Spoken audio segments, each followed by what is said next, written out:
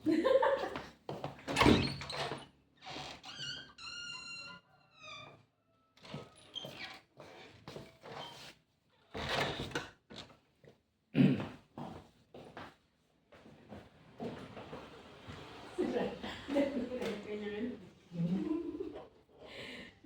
Kak. Bismillahirrahmanirrahim. Sudah video. Oke. Assalamualaikum warahmatullahi wabarakatuh. Waalaikumsalam warahmatullahi wabarakatuh. Selamat siang Pak Sahyu, Salaha. Siang Bu. Bagaimana kabarnya Pak Sahyu hari ini? Alhamdulillah baik, luar biasa. Dan Ibu bagaimana? Semangat. Ya, alhamdulillah. Oke, hari ini saya akan melakukan pasca observasi setelah kemarin saya melakukan observasi di kelas Pasahyu ya. Sebelumnya nanti saya akan memberikan beberapa pertanyaan untuk pasca observasi kali ini. Namun sebelum itu juga saya akan menyampaikan tujuan dari pasca observasi ini. Tujuannya adalah mengevaluasi jalannya proses pembelajaran di kelas Bapak yang kemarin supaya untuk berbenah diri, merefleksi diri, supaya kita juga tahu tindak lanjut ke depannya seperti apa supaya nanti pembelajaran di kelas belajar di kelas itu lebih baik lagi. Ya, saya pakai. Untuk pertanyaan utama yang saya ingin tanyakan itu kemarin kan sudah observasi Pak. Itu bagaimana perasaan Pak Sahyu ketika melakukan pembelajaran di dalam kelas? Oke, terima kasih Bu Lilin atas kesempatannya merefleksi hasil kemarin pembelajaran yang telah saya laksanakan. Kebetulan Bu Lilin juga sebagai observer pada saat itu. Perasaan saya tentunya ya Bu, senang karena ada teman yang mengobservasi, jadi kita tahu tentang kelemahan dan kelebihan kita dalam mengajar. Dan selain itu juga saya merasa tidak puas Bu dalam pembelajaran kemarin karena masih ada poin-poin atau titik-titik tertentu yang menurut saya ini kurang maksimal. Oke. Tadi Bapak perasaannya senang, terus tapi setelah ada senang kok tidak puas dan kurang maksimal. Betul. Iya. Terus kemarin kan strategi untuk strategi yang di area pengembangan yang saya observasi itu kan ada penggunaan strategi pembelajaran, kemudian umpan balik dan pelaksanaan asesmen. Tentunya di dalam 3 itu kan sudah pasti ada hal-hal yang baik yang sudah Bapak lakukan. Bisa ceritakan Pak hal-hal yang sudah baik yang Bapak lakukan? Dalam hal yang baik yang sudah saya lakukan atau laksanakan itu yang pertama adalah penggunaan media pembelajaran. Itu saya sudah mencoba bervariatif lah sesuai dengan kebutuhan anak. Yang kedua juga saya telah melaksanakan asesmen. Asesmen itu yang menyenangkan bagi anak. Jadi anak itu secara langsung melihat hasilnya menggunakan clicker itu ya Bu. Kemarin saya menggunakan clicker. Jadi ketika anak menjawab soal itu langsung angkat itu terus saya scan. Nah, ketika di scan itu anak langsung tahu jawaban yang betul yang salah. Jadi kalau yang betul anak bahagia, yang salah kok bisa salah ya apa gitu. Nah, dan itu menurut saya sangat baik sekali. Itu kelebihan menurut saya, dan media pembelajaran yang saya gunakan juga sudah bervariatif. Yang anak itu sudah mulai terlihat aktif. Berarti anak itu sudah terlihat senang dan sesuai dengan kebutuhan mereka. Oke. Tapi kenapa Bapak tadi kok merasa tidak puas, kurang maksimal? Itu dalam hal apa Pak? Ya betul sekali. Yang pertama saya merasa tidak puas itu di saat anak-anak itu atau murid itu berdiskusi. Nah, dalam berdiskusi itu yang harusnya terlibat semua anak-anak itu terlibat semua dalam kegiatan diskusi itu, tapi ada kelompok yang masih mengandalkan temannya Bu. Jadi teman ini yang mengerjakan, yang lain malah bercerita, malah ngobrol kayak gitu. Harusnya dalam kelompok itu semuanya terlibat bekerja sama itu. Nah, itu yang pertama. Poin yang kedua adalah pada saat presentasi itu juga demikian Bu.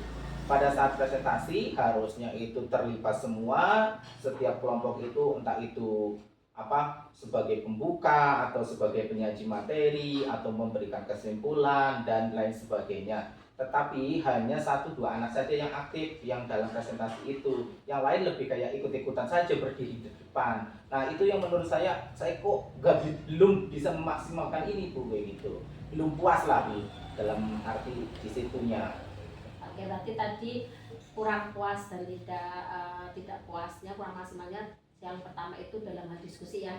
Diskusi itu Bapak merasa masih ada yang cerita sendiri tidak maksimal dalam satu kelompok tersebut, kemudian presentasi juga belum semuanya ikut aktif. Nah, menurut Bapak nih, menurut Bapak anak itu aktif untuk diskusi yang idealnya itu seperti apa? Presentasi yang ideal itu seperti apa seharusnya? Yang pertama menurut saya untuk diskusi yang aktif itu terlibat semua ya, dalam kegiatan diskusi. Jadi jangan mengandalkan 1-2 anak saja, tetapi antara si A, B, dan C sampai D lah katakan. Nah itu semuanya ikut menyumbang dalam arti cepat. Kayak kemarin saya memberikan LKPD ya, LKPD itu dikerjakan secara kelompok. Jadi LKPD itu dibaca bareng-bareng, poin-poinnya apa, terus yang mereka ketahui apa, kayak gitu. Jadi saling menyumbang di dalam LKPD itu, sehingga hasil pekerjaannya banyak dari pemikiran atau pemasukan dari anggotanya, bukan 1 atau 2 orang saja. Terus ya dalam presentasi yang menurut saya ideal itu semuanya terlibat, dalam arti ada pembuka tadi, ada yang membuka, terus ada penyajinya yang membacakan hasil presentasi, terus ada pemberi kesimpulan, dan yang terakhir itu ada yang apa ya namanya penjawab, barangkali ada teman-teman yang menanyakan atau menyanggah dari hasil presentasinya itu. Oke, berarti memang seharusnya itu diskusi ya terlibat semua ya, ada pembagian tugasnya segala macam, dan presentasi pun demikian, ada presenter, ada moderator dan sebagainya ya Pak, yang tadi Bapak sampaikan. Yang Bapak lakukan kemarin saat observasi itu, kalau misalkan skala idealnya 0 sampai 10, 10 maksimal ya Pak, 0 sampai 10 itu Bapak sudah sampai mana nih Pak? Ya, sudah sampai skala berapa? Dari melihat dari hasil kemarin ya Bu, ya sekitar 7-7,5 kali ya. Karena saya sendiri kayak belum terlalu terpuaskan gitu dari hasil anak kemarin. Masih 7-5. Pengennya sampai berapa Pak? Ya mudah-mudahan sih sampai 9 lah. Sampai 9. Sampai ke 90 nih, tadi kan sudah tahu Bapak tidak puasnya karena anak diskusinya masih bercerita sendiri, masih tidak mengerjakan sendiri, nggak bareng-bareng, nggak satu kelompok, terus presentasi juga masih belum tidak bisa membagi tugasnya. Itu kan yang idealnya juga Bapak sudah tahu. Terus rencana ke depan nih Pak, untuk supaya hasilnya itu sesuai dengan harapan Bapak, diskusi berjalan lancar, diskusi semuanya ikut aktif, presentasi juga berjalan aktif semua, tidak satu orang yang presentasi. Itu ada nggak kira-kira rencana untuk ke depan supaya lebih baik lagi Pak? Ya, terima kasih Bu. Dalam rencana ke depan pasti ada lah. Ketika kita mau memperbaiki diri pasti ada, dalam arti di sini ketika anak itu dalam arti ribut sendiri saat diskusi, mungkin apakah pemberian materinya saya kurang menarik, pasti saya akan memperbaiki dalam perencanaan pembelajaran saya, termasuk pembuatan media pembelajaran saya. Dan biasanya kalau anak itu melihat ketika presentasi, ketika menyampaikan pendapat dan lain sebagainya, itu butuh yang konkret, bukan abstrak. Jadi mungkin ketika kedepannya saya juga pengen melibatkan anak-anak kelas tinggi Bu. Anak kelas tinggi kan biasanya presentasinya sudah bagus ya, cara bicaranya sudah bagus. Nah mungkin adanya saya bisa anak kita libatkan dalam pembelajaran di kelas 5 atau kelas 6, melihat paling tidak moving kelas lah istilahnya gitu Bu. Mungkin itu solusi tindak lanjut yang akan saya laksanakan ke depannya. Selain tadi perencanaan pembelajaran yang akan saya maksimalkan lagi, media pembelajarannya juga gitu, dan moving kelas. Bagus sekali Pak rencananya. Tadi rencananya yaitu memperbaiki perencanaannya dulu ya, terus medianya, kemudian melibatkan kelas tinggi dengan moving class.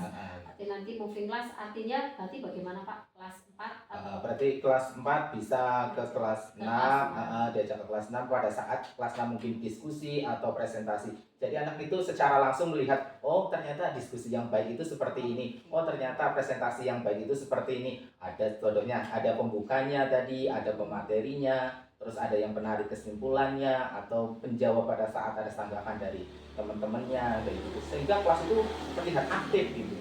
bagus sekali Pak rencananya. Dan ini semoga rencana Bapak itu terrealisasi dengan baik ya Pak ya. Amin. Tidak hanya rencana dan angan-angan saja. Pastinya kalau sudah ada rencana harus ada aksi nih Pak. Aksinya kapan nih Pak direalisasikan rencana-rencana tersebut Pak? Aksinya mungkin pada saat pembelajaran berikutnya ya Bu, karena kemarin kita setelah melaksanakan pembelajaran itu saya mendapat evaluasi dan masukan dari Bu Iin itu sangat bagus sekali untuk cara saya dan pribadi saya untuk kedepannya. Dan untuk ini pasti apa-apa yang disampaikan, kekurangan-kekurangan yang Bu Iin sampaikan akan saya aplikasikan pada saat pembelajaran selanjutnya. Siap-siap. Berarti saat akan dilaksanakan pada saat pembelajaran selanjutnya. Pastinya Bapak punya komitmen, ada komitmen untuk merealisasikan tersebut dengan tadi. Pada saat dengan pertama tadi sudah pada saat pembelajaran selanjutnya. Selain itu ada komitmen lain nggak Pak untuk merealisasikannya Pak? Tentulah Bu, pada dasarnya kita kan sebagai guru itu utamanya murid ya. Murid itu adalah tanggung jawab kita sebagai pendidik, dan sesuai dengan filosofi Ki Hajar Dewantara bahwa murid itu terlahir sudah mempunyai bakat dan potensinya. Nah, kita sebagai guru itu mengembangkan bakat dan potensinya sesuai dengan kebutuhan mereka, dengan potensi mereka. Bukan kita menuntut anak seperti ini, tapi kita menuntun ya, menuntun mereka agar menjadi lebih baik lagi sesuai dengan potensinya tadi. Oke, bagus sekali Pak. Disesuaikan dengan filosofi Ki Hajar Dewantara ya. Untuk ini kan tadi sudah ada komitmen, rencananya sudah tersusun dengan rapi ya Pak. Terus kira-kira pasti kan ada butuh dukungan dari entah itu dari siapapun atau apapun, apakah perlu dukungan? Pasti kita tidak bisa berdiri sendiri Bu ya, apalagi kita di dunia pendidikan yang membutuhkan satu ya rekan sejawat atau teman guru dan pimpinan, sarana prasarana juga dari orang tua atau wali murid. Itu semuanya menjadi satu untuk memajukan ya pendidikan, terutama memajukan atau sehingga murid itu, pembelajaran yang kita laksanakan berpihak kepada murid lah pada intinya itu. Jadi pada teman sejawat kita minta seperti tadi, dengan adanya kita minta diobservasi sama teman. Nah itu juga salah satu dukungan dari teman sejawat. Teman sejawat itu memberi masukan, dan masukan itu membangun kita agar lebih baik lagi ya. Sarana prasarana contohnya kayak kemarin dalam kegiatan pembelajaran sempat error ya Bu ya, LCD-nya itu sering terputus-putus Bu. Nah itu juga menurut saya butuh dukungan alat peraga, terus itu media juga gitu.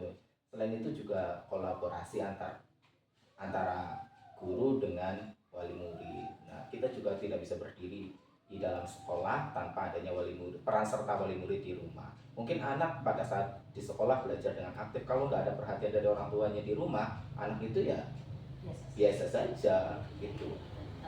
Oke, terima kasih Pak, itu sudah dukungannya. Bapak membutuhkan sangat dari teman sejawat, medianya juga, dan orang tua. Mudah-mudahan rencana Bapak terrealisasi dengan baik, dan pembelajaran di dalam kelas makin baik lagi, karena kemarin sudah baik, sebenarnya sudah baik, cuman memang ada ketidakpuasan sendiri dari Bapak. Makanya itu Bapak sudah mampu mengidentifikasi diri sendiri ya, karena tidak puas dengan ini, akhirnya Bapak berencana untuk memperbaiki itu di pembelajaran berikutnya. Semoga rencananya berjalan dengan baik dan terrealisasi dengan baik, dan pembelajaran selanjutnya akan lebih baik lagi. Saya tunggu lagi untuk pembelajaran berikutnya supaya ada cerita lagi yang lebih baik. Terima kasih. Terima kasih juga Bu Iin atas masukan, sarannya, sehingga pembelajaran yang saya laksanakan kemarin bisa memperbaikinya di pembelajaran berikutnya. Oke, terima kasih. Baik, wassalamualaikum warahmatullahi wabarakatuh. Waalaikumsalam warahmatullahi wabarakatuh. Selamat Ya, Bu Iin. Orang rekam.